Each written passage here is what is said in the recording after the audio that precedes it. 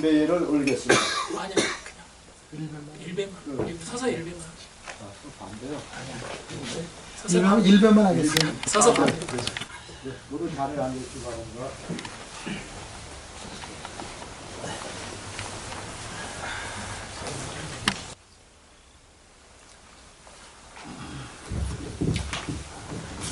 네, 반갑습니다.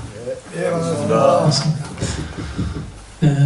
오늘 이제 거사의 법회는 원래는 회주 스님께서 법문을 하셔야 되는데 지금 캄보디아에 큰 행사가 있어서 지난주 일요일에 출국을 하셨기 때문에 회주 스님 법문은 다음 주로 연기가 됐습니다. 그래서 제가 오늘 거사의 법회를 주관을 하게 되었습니다.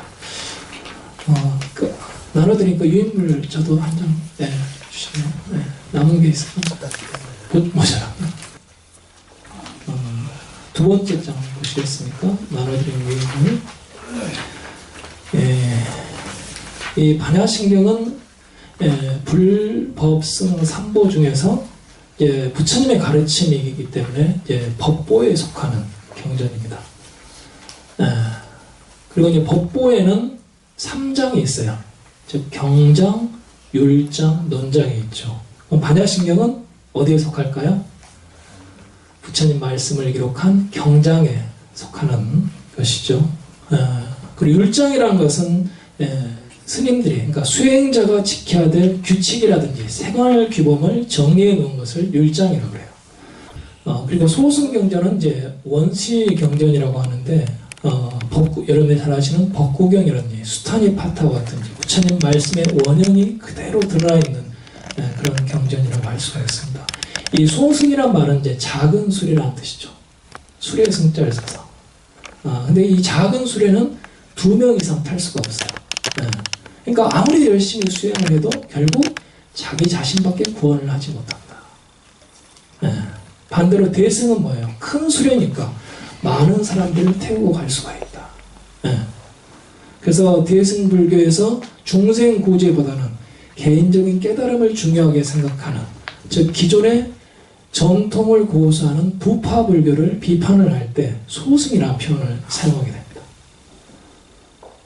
부파불교를 비판을 할 때 소승이라는 표현을 사용해요. 이 밀교는 불교의 여러 종파 가운데서 힌두교의 영향을 가장 많이 받은 종파예요.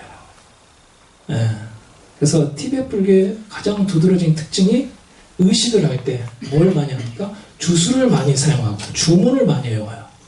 티베트 불교. 그래서 티베트 불자들이 가장 많이 외우는 주문이 뭐예요? 옴마니 파드메옴. 우리말로는 옴마니 밤메옴 하죠. 옴마니 밤메옴의 뜻을 아세요?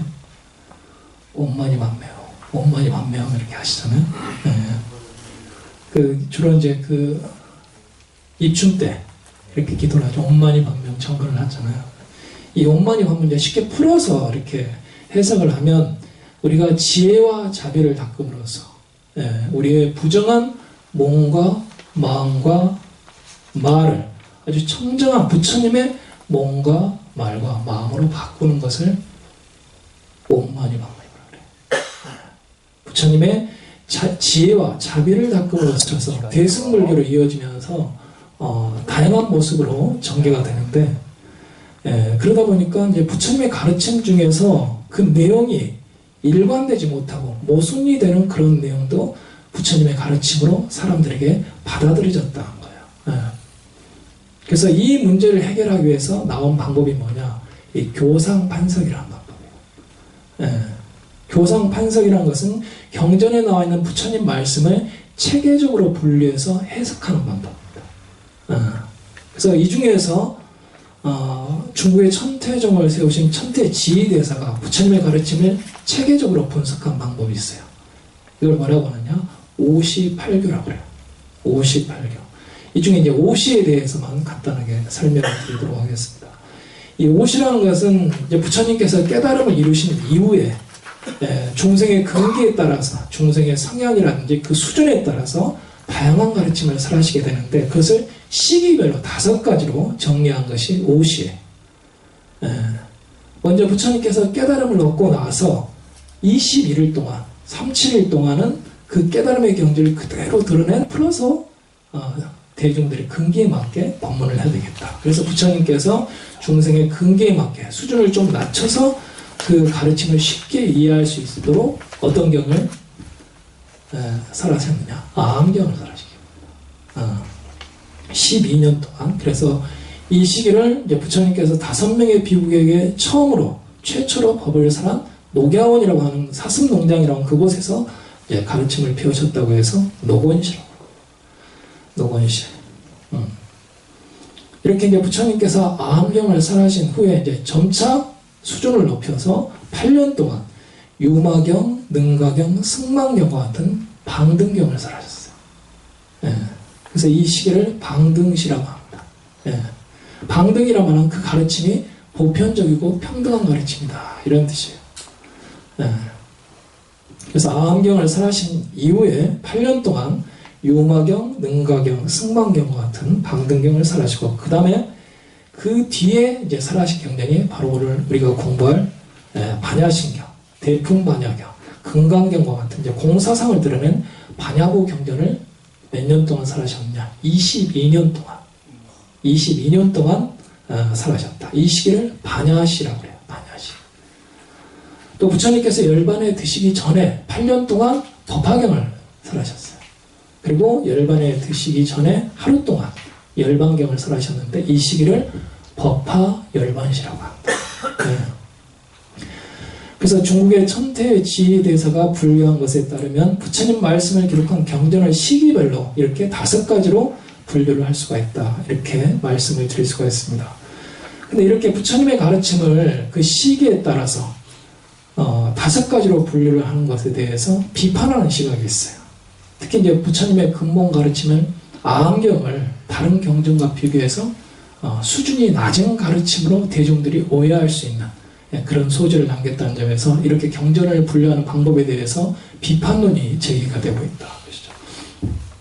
어쨌든 이 반야신경은 대승경전 가운데서 제가 예전에 한번 공사상에 대해서 한번 설명을 드린 적이 있는데 공사상을 주제로 한 이 반야부에 속하는 경전입니다. 그래서 반야부 계통의 경전에는 반야신경만 있는 것이 아니고 소품반야경, 대품반야경, 신만반야소, 금강반야경, 이 금강경을 말하는 것이죠. 반야신경, 대반야경이 있는데 반야신경은 그 가운데 하나다. 그 가운데 하나다. 이렇게 이해를 하시면 되겠습니다. 그래서 지금 우리가 독송을 하고 있는 반야신경은 중국의 현장 스님께서 번역하신 반야신경입니다. 그러니까 인도 고대 언어는 산스크리트로 된 반야신경을 한문으로 즉 중국말로 번역을 하신 분 중에 가장 유명하신 분이 이제 2분이 계세요. 한 분은 인도 스님이고 한 분은 중국 스님이에요. 인도 스님은 누구죠? 구마라잡 스님이시고 중국 스님은 현장 스님이죠.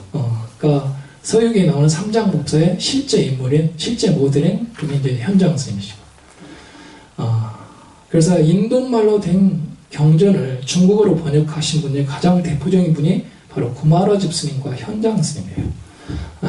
그래서 이제 정리를 해보면 이 반야신경은 불법성 3보 가운데서 법보에 속하는 경전이고 법보에는 경장, 율장, 논장의 3장이 있는데 3장 중에서 부처님 말씀을 기록한 경장에 속하고 경장에는 소승경전, 대승경전, 밀교경전이 있는데 반야신경은 대승경전에 속하고 그리고 대승경전 가운데서도 공사상을 주제로 한 반야부 계통의 경전에 속한다. 이렇게 이해를 하시면 되겠습니다. 그래서 이 반야신경의 원래 제목은 마하반야 바라밀다 신경이죠. 근데 마하반야 바라밀다 신경 다음에 뭐가 나왔어요? 바로 관자재보살 행심반야 바라밀다시 이렇게 나오죠. 근데 금강경에는 맨 처음에 금강반야 바라밀경 그 다음에 맨 처음에 뭐가 나와요? 여시아문이 나오죠. 그러니까 어떤 경전이든 경전의 맨 첫 부분 첫머리는 반드시 이와 같이 내가 들었습니다 라는 뜻의 여시아문으로 시작을 합니다. 근데 반야신경에는 처음에 그 여시아문이라는 문장이 없어요. 왜 그러냐? 그거 나와있죠? 바로 관자재보살 행심 반야 바라밀다시 이렇게 시작을 하는데 왜 반야신경은 여시아문으로 시작하지 않은가?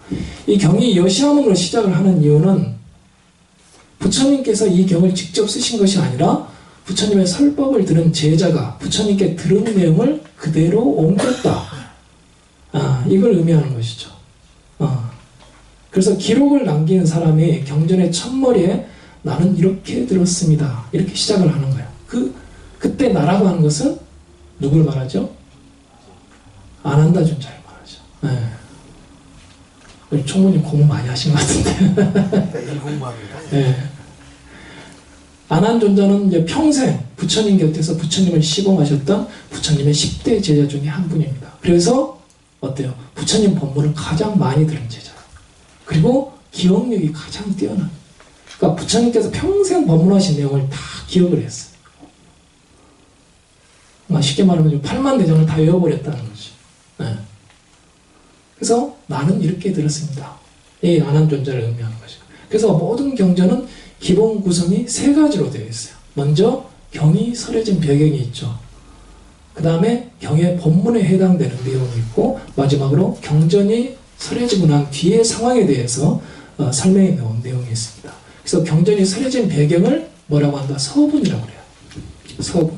이것은 쉽게 말해서 서론에 해당되는 부분. 그리고 경의 중심이 되는 내용을 정종분이라고 하고 이것은 이제 본론에 해당이 되죠.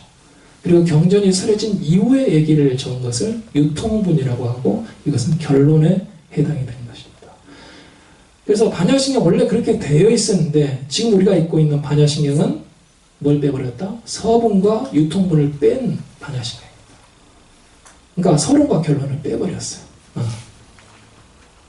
그래서 서분과 유통분까지 다 갖춰져 있는 원본을 반야신경 광본이라고 해요. 넓다라는 뜻에서 광본이라고 하고 이렇게 서분과 유통분을 빼버리고 경전의 중심 내용에 들어있는 본론에 해당되는 정종분만 지금 우리가 독송을 하고 있다. 그래서 여시아문이 빠져있는 겁니다. 그래서 지금 우리가 공부하고 있는 것은 반야신경 약본이다. 전체 내용이 아니라 본문에 해당되는 내용만 우리가 지금 독송하고 있다. 그렇게 이해를 하시면 되겠습니다. 그럼 원경전은 어떻게 되어 있을까요? 제가 그 원경전은 이제 서분하고 유통분에 대해서 제가 간단하게 좀 그걸 이제 줄여서 이렇게 그 내용을 이렇게 그 유인물에 이렇게 실어놨는데요. 그 원경전은 맨 처음에 그 서분의 내용을 보면 부처님께서 마가다국에 있는 왕사성 기사골 산중에 계실 때 여기서 이제 마가다국은 부처님 당시에 중인도에 위치한 그러니까 인도의 중부지방에 위치한 16개의 큰 나라 중에 한 나라입니다.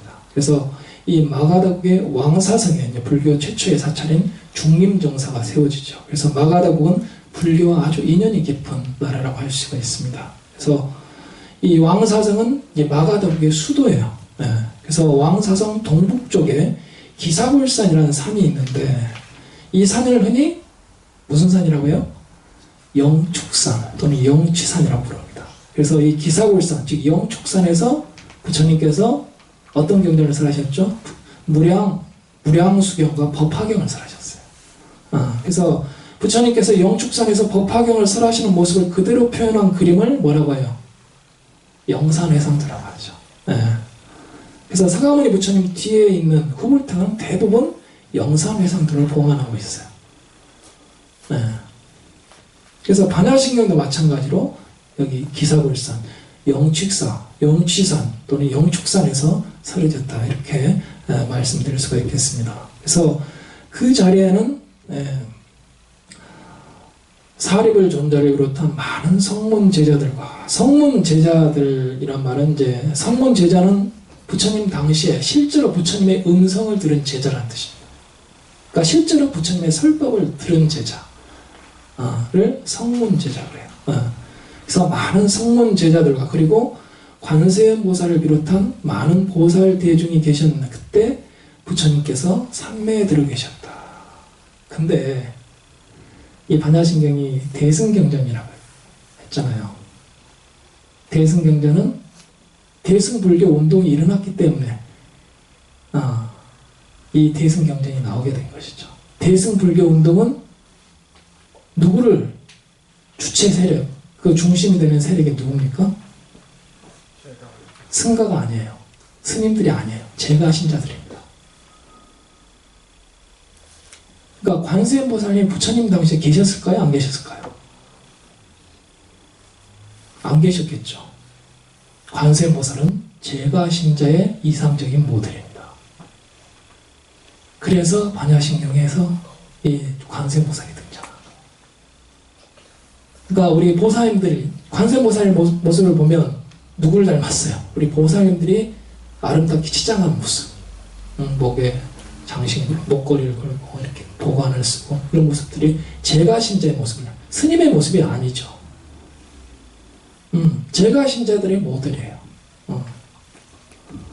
그렇기 때문에 이 반야신경, 이 대승경, 네.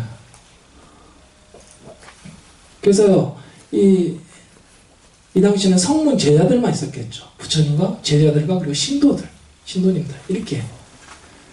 근데 이제 관세음보살이 등장을 하는 거예요. 네. 관세음보살 비롯한 많은 보살 대중들이 계셨는데, 보살 대중이 이제 관세음보살만 계신 게 아니라 다른 보살님들도 많이 계셨다는 거예요. 그때 부처님께서 삼매에 들어 계셨다 이렇게 나옵니다. 삼매라고 하는 것은 어떤 한 가지 대상에 마음을 집중하는 것을 삼매라고 하죠. 예. 근데 그때 부처님의 제자 중에서 첫 번째 제자인 사리부트라가, 사리불이, 반야신경의 악본에는 사리자라고 되어 있죠. 사리자 시제공상. 그래서 이 사리자가 부처님의 위실력의 힘을 빌어서 지혜의 눈이 열렸다. 그러니까 쉽게 말해서 제자인 사리불이 스승님 부처님의 가르침에 의지해서 지혜의 눈을 떴다는 것이죠. 예. 부처님의 위실력의 힘을 빌어서 지혜의 눈이 열렸다. 지혜의 눈이 열려서 보니까 관세음보살이 아주 높은 경지, 즉 니르바나, 열반의 세계에 머물러 계신 것을 보았다. 그러니까 어떻게 보면 관세음보살이 부처님의 제자의 성문, 부처님 제자 중에서 가장 뛰어난, 지혜가 가장 뛰어난 제자가 사리부인데 그 사리부 존자보다도 더 높은 경지에 이른 열반, 니르바나의 세계에 이른 것을 보았다는 거죠. 그래서 사리불이 그 열반의 세계, 진리의 세계에 대해서 관세음보살에게 다음과 같은 질문을 합니다. 선남자, 선여인이, 착한 마음을 낸 남자와 여인이 깊은 반야바라밀다를 배우고자 하면 어떻게 닦아야 됩니까? 이렇게 질문합니다. 거기에 대해서 관세음보살이 대답을 한 내용이 바로 우리가 독송하고 있는 반야신경의 내용이에요. 그래서 이 결론에 해당되는 유통문에 보면 이제 사리불과 관세음보살의 문답이 끝나고 나서 부처님께서 삼매에서 깨어나셨다. 그리고 이 두 사람의 문답에 대해서 증명을 하셨다. 그러니까 부처님께서 사리불이 질문을 하고 관세음보살이 거기에 대해서 대답을 한 내용이 옳다. 그 말이 맞다는 것을 부처님께서 증명을 하셨다. 부처님께서 증명을 하시니까 그 자리에 있던 많은 대중들이 그 가르침을 받들어 지녔다. 부처님께서 증명을 하시지 않으면 그건 법이 아니죠. 진리가 아니죠. 네. 그래서 반야신경에는 맨 앞에 반야신경이 설해진 장수와 배경이 빠져있고 또 맨 뒤에는 그 자리에 참석했던 대중들의 모습이라든지 법문을 듣고 난 소감이 빠져있다. 네. 그렇게 이제 이해를 하시면 될 것 같고요. 이 맨 앞장에 보시면 이 반야신경은 총 260자로 되어 있습니다. 그래서 핵심적인 내용만 간추려서 딱 요점만 모여져 있다. 이렇게 말씀드릴 수가 있습니다. 그래서 반야신경의 원래 제목은 마하반야 바라밀다 신경인데 그건 여기서 마하가 무슨 뜻입니까? 네? 어휴, 과사님. 네. 근데 이 마하는 한문이에요. 인도말이에요. 네. 이 인도 고대 언어인 산스크리트입니다. 산스크리트를 다른 말로 이제 버머라고 하는데 우리가 나무 관세음보살 할 때 나무가 한문이에요. 버머예요. 네? 한문이에요? 인도말이에요? 왜 인도말이에요? 그럼 한문이면 이 나무가 한문이면 한문은 어떻게 되어 있어요? 남념남자에 없을 문자죠. 그러면 나무 관세음보살, 나무 아미타불 이렇게 써놓으면 어떻게 해요? 나무 관세음보살님이 남쪽에 안 계신다. 아미타 부처님이 남쪽에 안 계신다. 맞는 말이에요. 이제 서방 영토에 계시니까 남쪽에는 안 계시고, 예. 이 나무는 인도말 나마스를 소리나는 대로 번역한 음역한 말이에요. 예. 마도 마찬가지입니다. 마도 인도말이에요. 인도말을 소리나는 대로 번역한 말, 음역한 말입니다. 그러니까 한문은 뜻글자이기 때문에 소리 글자가 없죠. 근데 뜻글자지만 중국에는 그런 개념이 없기 때문에 어쩔 수 없이 발음이 비슷한 것을 가져다가 사용을 할 수밖에 없었다. 그래서 그것은 뜻하고는 아무런 관계가 없다. 우리가 번역을 할 때 음역을 하는 게 있고 의역을 하는 게 있잖아요. 의역이라고 하는 것은 뜻을 따라서 번역하는 것을 의역이라고 해요. 데스크 하면 책상, 로터스 하면 연꽃, 이렇게 번역을 하는 것을 의역이라고 하죠. 근데 문화 수준이 더 높은 데서 낮은 데로 올 때는 의역보다는 음역을 더 많이 사용을 합니다. 왜? 그 나라에는 그런 개념이 없기 때문에. 네. 그래서 불교가 인도에서 중국으로 전해질 때만 해도 그 당시에는 어때요? 인도의 사상이 워낙 깊이가 있기 때문에 중국어로 번역을 할 때 중국에는 인도 사람의 사고방식이라든지 개념이 없는 게 많았다. 네. 이럴 때는 도저히 번역을 할 수가 없는 거야. 번역을 한다고 해도 그 뜻을 제대로 전달할 수가 없다. 그렇죠? 그럴 때는 인도말을 그대로 옮겨서 적는다. 네. 지금 우리가 영어를 쓸 때 그런 경우가 많이 있죠.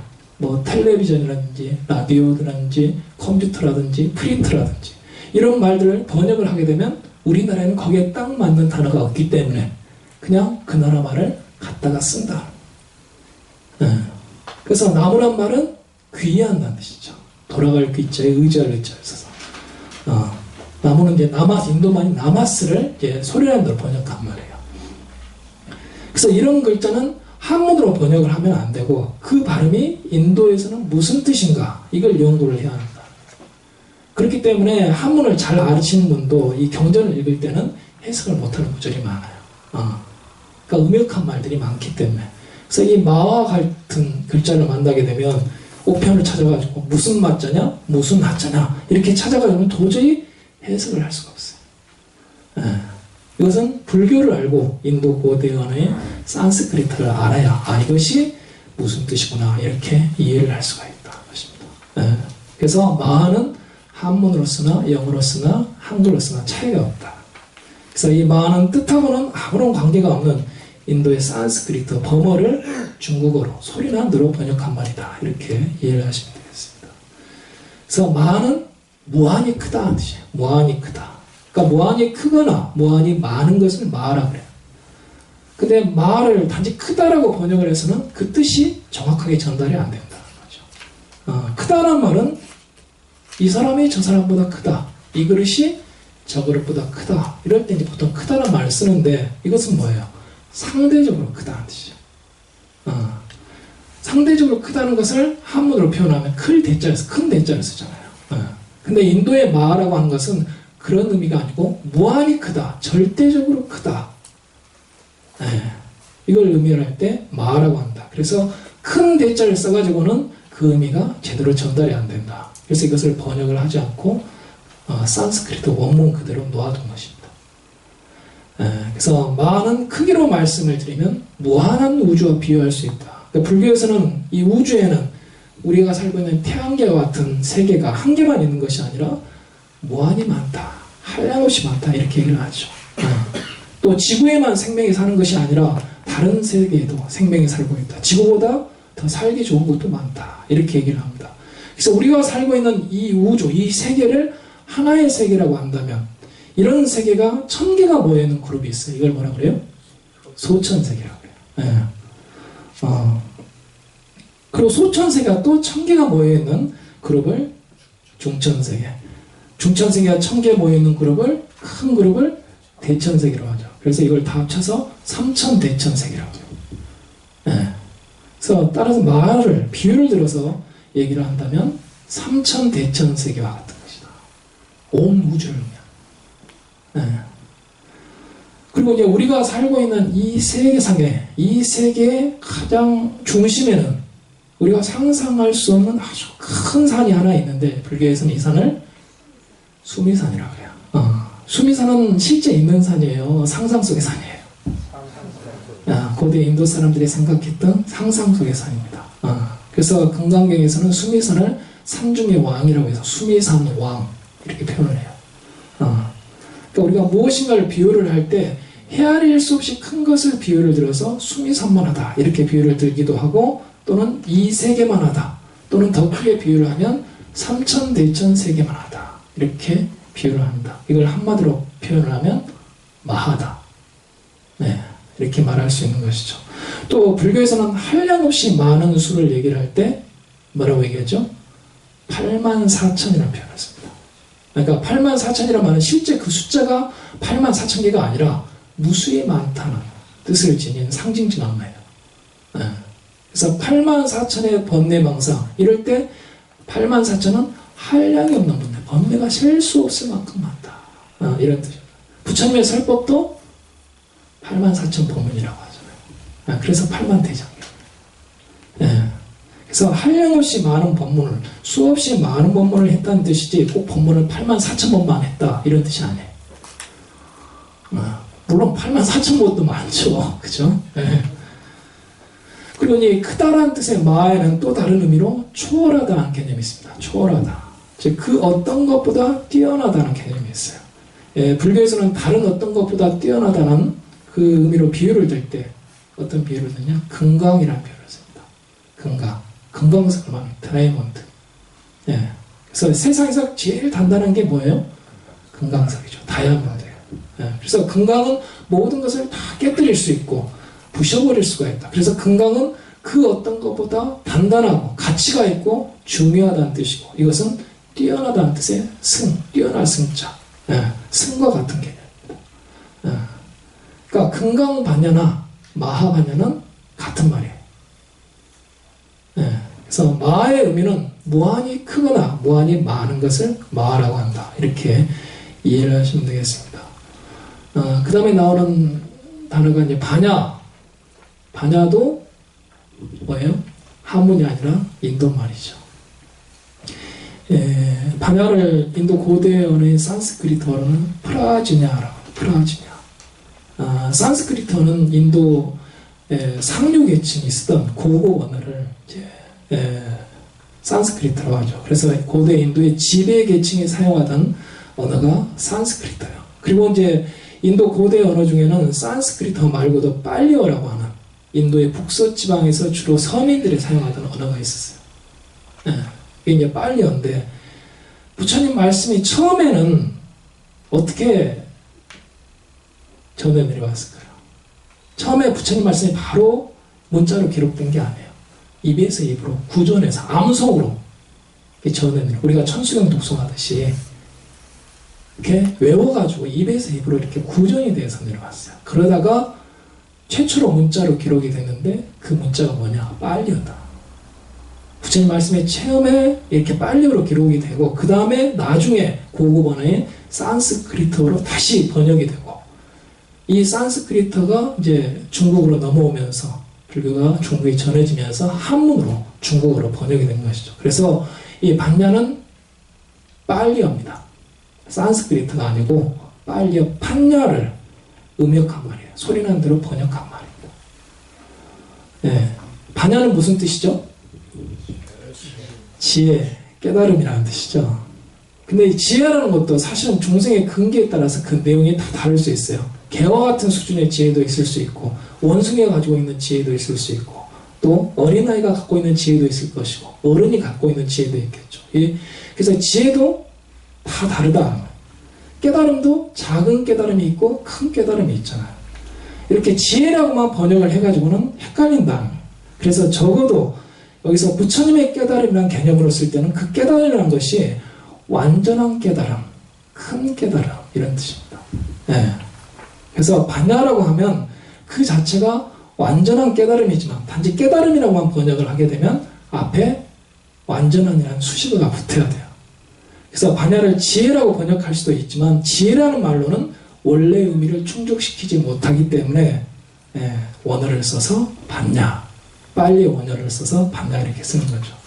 그래서 정리를 하면 반야는 지혜라는 뜻인데 그냥 우리가 알고 있는 지혜가 아니라 한량없는 지혜, 무한한 지혜, 완전한 지혜 이런 뜻입니다.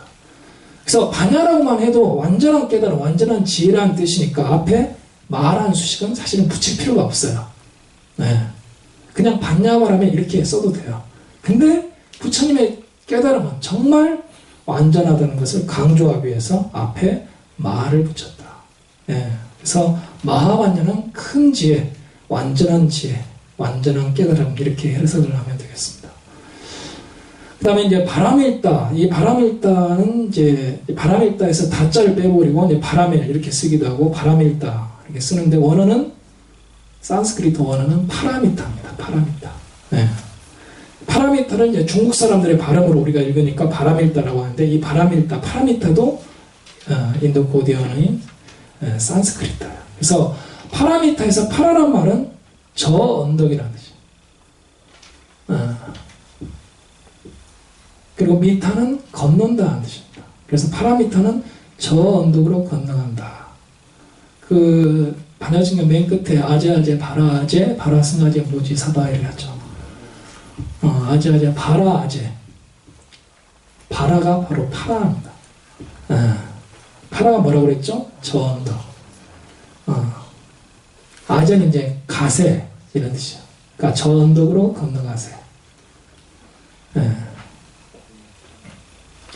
그래서 이 파라미터는 저 언덕으로 건너간다. 그래서 그러면 이 언덕에서 저 언덕으로 건너간다는 뜻이 이제 파라미터의 의미인데 그러면 이게 뭘 의미하느냐?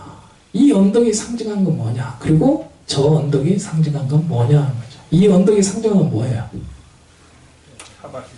네? 그렇죠. 사바세계, 어리석음의 세계, 무명의 세계, 고통의 세계, 중생의 세계, 무지의 세계, 미혹의 세계, 번뇌의 세계, 사바세계 이런 말로 괴로움을 가지고 살아가는 어리석은 중생의 세계를 차한 이 언덕이라고 비유를 했다. 예. 그리고 괴로움이 사라진 세계, 어리석음이 사라진 세계, 밝은 세계, 전혀 괴로움이 없는 평화로운 열반, 부처, 정토, 극락세계를 저 언덕이라고 표현합니다. 그러니까 이 언덕에서 저 언덕으로 걷는다고 하는 파라미타는 괴로움의 세계로부터 괴로움이 없는 세계로, 속박을 받는 세계로부터 속박이 없는 세계로 나아간다. 우리가 원하는 거잖아요. 여러분들이 저려오는 목적이죠. 엄청 졸리신 것 같아요. 네. 그러면 이 언덕, 저 언덕이란 말이 왜 나왔을까? 왜 언덕이란 표현을 썼을까요? 총무님 왜 언덕이란 표현을 썼을까요? 네? 아니 다른 여러 가지 표현이 있을 수 있잖아요. 왜 이 언덕, 저 언덕이란 표현을 썼을까?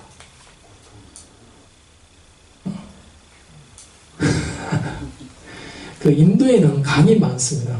그 인도에는 힌두스 평원이라는 큰 평원이 있는데 이 평원에는 어떤 강이 흐르고 있죠? 겐지스 강이 흐르고 있죠. 겐지스 강의 물줄기가 저 높은 히말라야 산에서 흘러내려오는데 이렇게 작은 강들이 북쪽에서 남쪽으로 이렇게 흘러내립니다. 그리고 이렇게 작은 강들이 위에서 밑으로 흘러내려오고 밑에서는 서쪽에서 동쪽으로 비스듬히 큰 강이 흘러간다. 그래서 인도에는 옛날부터 강과 강 사이에 부족 국가가 형성이 됩니다. 그래서 어떤 한 나라에 살던 사람들 중에서 그 사회에서 차별을 받던 여인이라든지 또 불구라고 해서 장애인이라고 해서 차별을 받는다든지 신분이 낮다고 해서 차별을 받는다든지 아니면 죄인이라든지 하여간 그 사회에서 고통받는 사람들 차별받는 사람들은 강을 건너서 다른 나라로 도망을 가게 되면 그동안 받았던 차별과 고통으로부터 벗어나게 된다. 그래서 이 강만 건너가면 강을 건너서 도달한 저 언덕은 저 세계는 괴로움이 없는 세계다. 거기에는 속박이 없고 차별이 없다. 저 강만 건너가면 거기에는 배고픔도 질병도 속박도 차별도 없다. 그것으로부터 벗어날 수 있다. 이런 문화적 유산에서 나온 것이 저 언덕. 강을 건너서 도달한 저 언덕. 이건 강과 강 사이에 국가가 형성이 되어 있었기 때문에 그런 표현이 나오게 됐다. 그래서 바람일단은 자기들이 살고 있는 고통스러운 이 나라, 이 세계로부터 벗어나는 것을 의미하는 거예요. 그러니까 우리나라에서도 그 애들 사교육비가 많이 들잖아요. 그래서 기러기 아빠가 생기는 거예요. 우리 거사님들. 네? 사교육비가 너무 많이 들고 좋은 대학 가기 힘들고 그러니까 어때요? 미국으로, 호주로, 뉴질랜드로, 캐나다로 이민을 가죠. 네. 한 번쯤 다 생각을 해보셨을 거예요. 너무 마음에 안 들어, 이 나라가.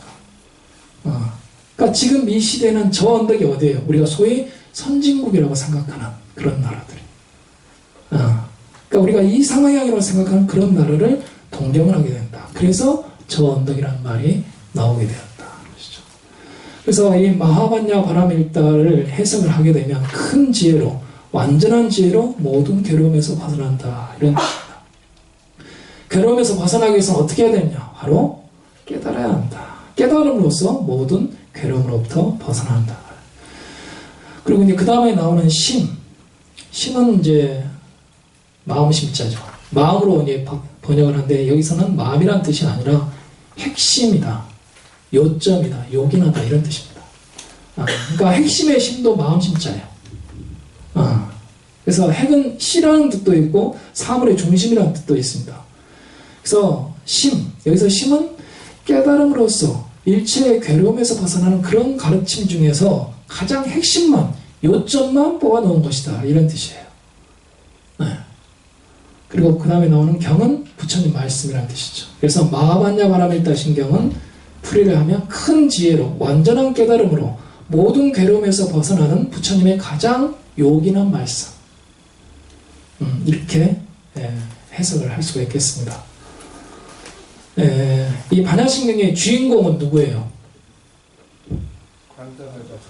관자재보살. 관자재보살과 관세음보살은 같은 분이에요? 다른 분이에요? 같은 분이다. 그럼 왜 관자재보살이라고 어떨 때는 관자재보살? 근데 우리는 저기 정근할 때 관세음보살 그러잖아요. 왜 그래요? 저기 현장 그 당나라 임금이 이세민이라 실제를 빼버려가지고 어떤 굉장히 황당한 황당한 말씀이신데 그 셋째를 쓸 수가 없다 이렇게 해가지고 저 당나라 그 현장 스님이 인도에서 오셔가지고요 이제 그 번역을 했는데 그때 이세민이가 그 당나라의 왕이었는데 그 이름을 이 셋자들 그 세민이라는 그 셋자하고 쓸 수가 없다. 왕의 이름이기 때문에 빼고 그 관자가 이렇게 표현을 했다. 그게 정사에 나온 얘기예요? 아니면 야사에 나온 얘기예요? 사실이요. 아니 그럴 수도 있겠네요. 근데 이제 원래 이 산스크리트로 된 이름은 아바로키테스바라 보디사트바예요. 관세음. 아바로키테란 말은 지켜본다는 뜻이죠. 지켜본다. 스바라는 자제하다. 이 말은 뭐예요? 그러니까 자유자재로 지켜본다. 자유자재로. 그러니까 모든 것을 알고 모든 것을 보고 듣고 행하는 데 있어서 완전히 자유자재하다. 이런 뜻입니다. 다른 표현으로 일체를 다 알고 일체를 다 볼 수 있는 분이다. 일체를 다 지켜본다. 일체를 다 꿰뚫어한다. 이것을 한문으로 번역을 할 때 관세음으로 번역을 하는 경우가 있고 관자재로 번역을 하는 경우가 있다. 아까 제가 말씀드렸죠. 인도 말로 된 불교 경전을 중국어로 번역하신 분 중에 가장 널리 알려진 분이 두 분이 계십니다. 한 분은 인도 스님이고 한 분은 중국 스님이에요. 인도 스님은 구마라집 스님이고 중국 스님은 현장 서유계의 삼장법사의 실제 모델인 현장 스님입니다. 그래서 당나라의 현장 스님이 인도말로 된 경전을 중국어로 번역하기 이전에 3세기에서 6세기에 걸쳐서 인도 스님인 구마라집 스님이 번역을 한 것을 구역이라고 그래요. 오래됐다는 거죠. 그리고 현장 스님이 번역한 것을 신역이라고 합니다. 구역으로 번역을 할 때는 아바로키테스바라를 관세음으로 번역을 했어요. 그러니까 구마라집 스님은 아바로키테스바라를 관세음으로 번역을 했다. 왜 관세음이라고 번역을 했느냐? 이 관은 지켜본다는 뜻이에요. 볼 관자잖아요. 지켜본다. 이분이 뭘 지켜보느냐? 세상에 있는 모든 중생의 고통을 지켜본다. 그러니까 아기가 울면 아기의 울음소리를 듣고 엄마가 아기를 안고 달래잖아요. 근데 이때 그 소리만 듣고 아는 것은 뭔가 좀 불확실하다. 예.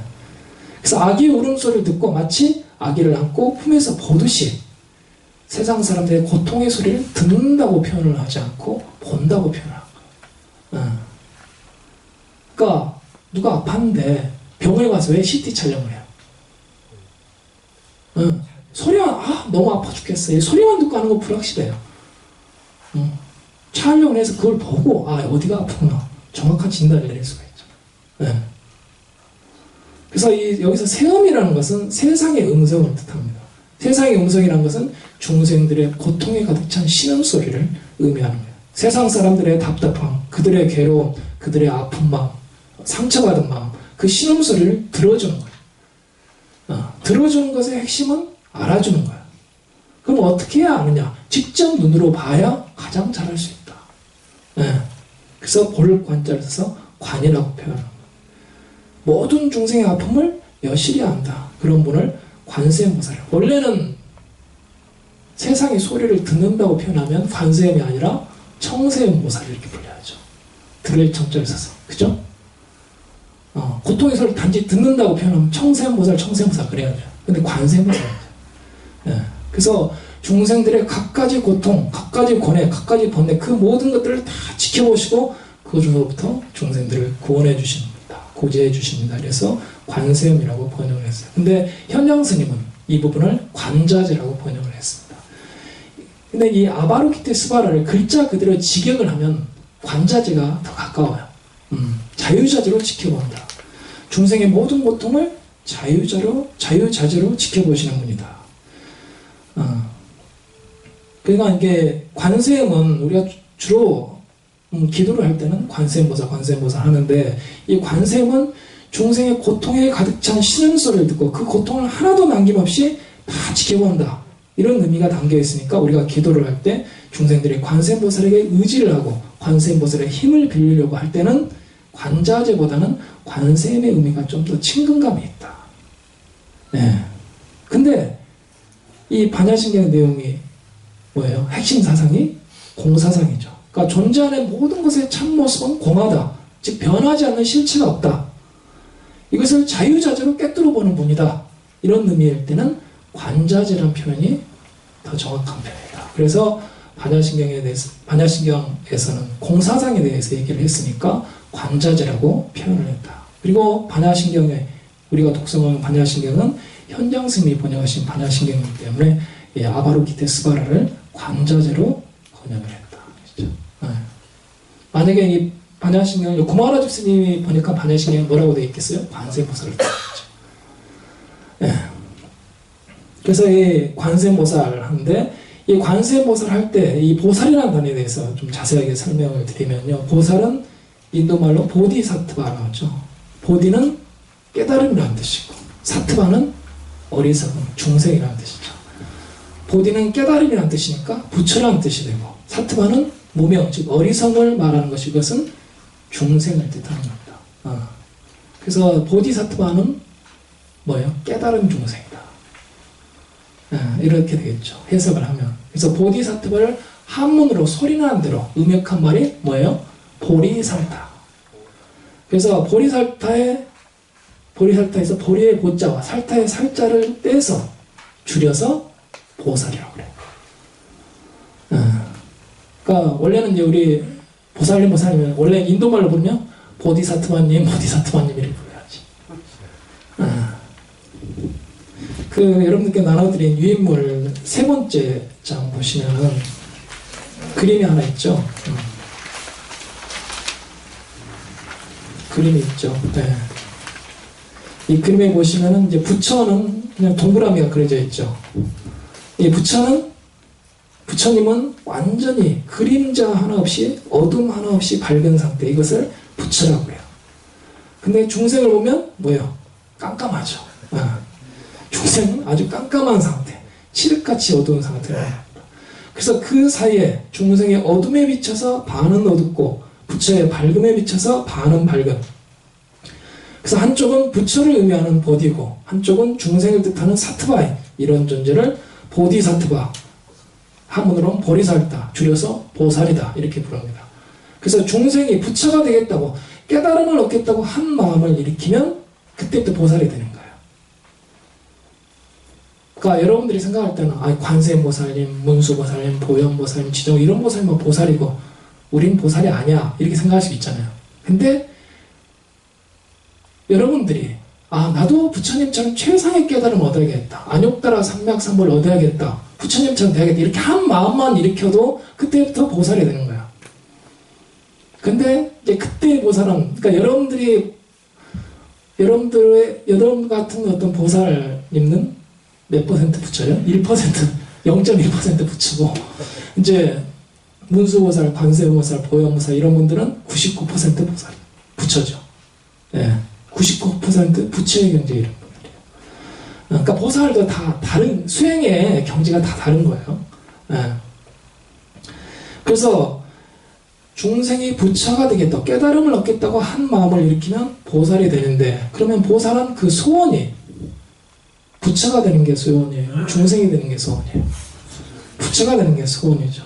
부처가 되는 것이 소원이니까 어때요? 부처의 세계로 열심히 수행을 해서 공덕을 쌓아서 부처의 세계로 점점 나아가려고 한다. 보살이 부처의 세계로 나아가다 보면 어떻게 되겠어요?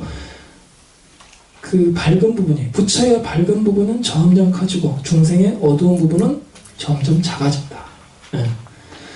보살이 부처의 세계로 점점 가까이 가다 보면 나중에는, 결국에는 어때요? 관세음보살이나 문수보살이나 보현보살처럼 부처의 밝은 부분이 99.9%가 되고 0.1% 정도가 중생의 어두운 부분으로 남게 된다. 그래서 이때의 보살은 거의 부처와 다를 바가 없다. 예. 그러니까 이쪽 세계에 머물고 있을 뿐이지 거의 부처와 다를 바가 없다. 근데 여기서 보살이 아무리 부처의 세계로 나아간다고 하더라도 이 그림에서 보시면 중생의 어둠이 뒤에서 계속 비치고 있어요. 어둠의 그림자가. 그래서 0.1%든 0.01%든 어둠이 조금이라도 남아있다. 그러니까 관세음보살, 아직도, 그러니까 관세음보살은 거의 99% 부처의 경지에 이르는데도 여전히 관세음보살이야. 관세음 부처가 아니야. 네. 그 왜 그러냐? 그러니까 100% 부처가 될 수 없다는 거죠. 그러니까 부처가 되고 싶어서, 부처가 되기 위해서 끊임없이 노력을 해서 부처의 세계로 가고 또 가더라도 결국엔 부처가 될 수가 없다. 그러니까 부처님과 거의 비견되는 데까지 갈 수는 있지만 부처님은 될 수가 없다. 네. 왜 그러냐? 왜 그런 것 같아요? 네? 그것은 중생의 세계가 남아있기 때문입니다. 그러니까 중생의 세계가 남아있는 한 중생의 어둠의 그림자가 아무리 적게 비치더라도 비친다는 거죠. 아주 작은 어둠이라도 그것이 비치니까 부처가 못 되는 거예요. 그러면 보살이 부처가 되려면 어떻게 해야 되겠어요? 부처의 세계로 나아가고자 하는 원을 세웠지만 부처의 세계로 도달할 수 있는 유일한 길은 어떻게 해야 되느냐? 중생의 세계로 가는 거죠. 반대로 가는 거예요. 반대로 갈 때는 그냥 가는 게 아니라 어때요? 중생의 어둠을 없애려 간다.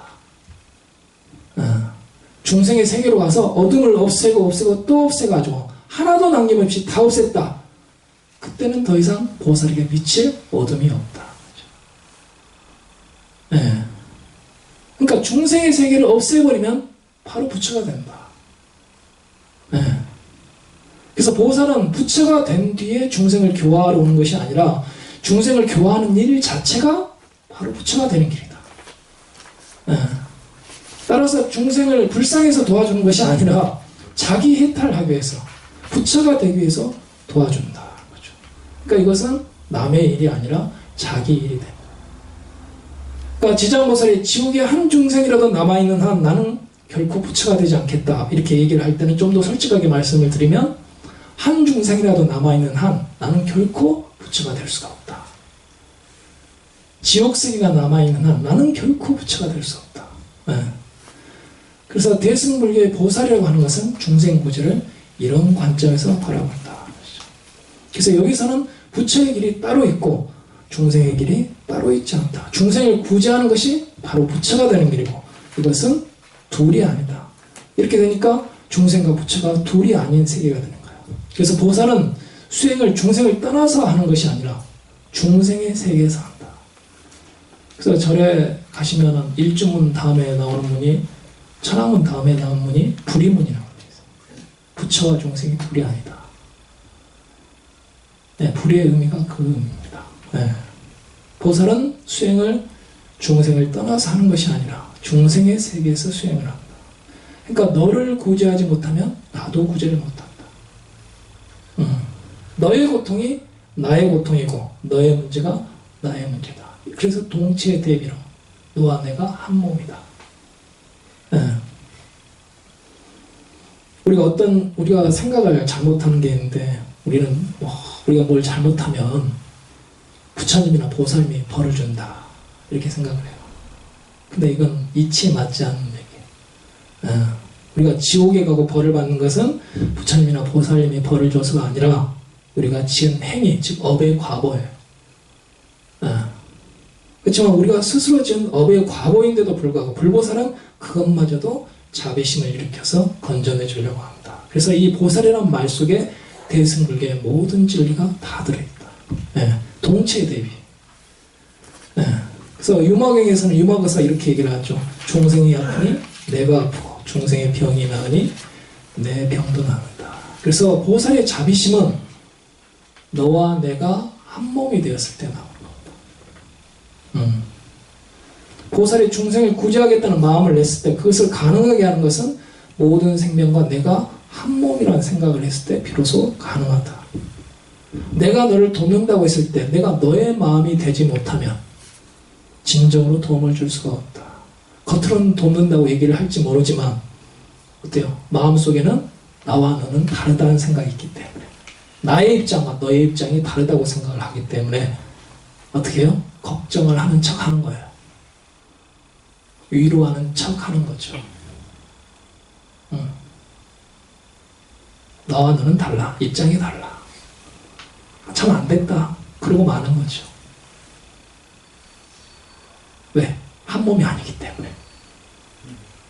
이게 동체돼요. 보살은 그 중생을 구제하는 일 자체가 내가 부처가 되는 일이기 때문에 구제하는 거야. 불쌍해서 도와주는 게 아닙니다. 네. 여기까지 오늘 반야신경 공부를 하도록 하겠습니다. 다음 나머지 이제 본문 내용은 오늘 공부 못한 본문 내용은 다음 법회 시간에 앞으로 한 2번에 더 걸쳐서 반야신경 내용을 이제 살펴보도록 하겠습니다. 이상으로 오늘 가사협회 법문을 마치도록 하겠습니다. 고맙습니다. 수고하십시오.